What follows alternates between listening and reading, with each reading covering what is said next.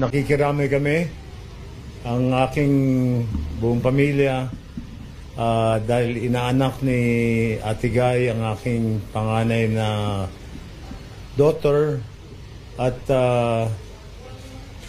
for and behalf of Mowal Fund, nakikiramay po kami dahil maraming memorabilia na iniwan sa Mowal Fund para gamitin sa Philippine Cinema Museum, at dahil sa laki ng naiambag niya sa movie industry, at nagbibigay pugay kami sa kanyang pag-iwan sa atin, at hindi lang siya personal na kaibigan, kundi malaki ang naiambag niya sa industriya ng pelikulang Pilipino at telebisyon.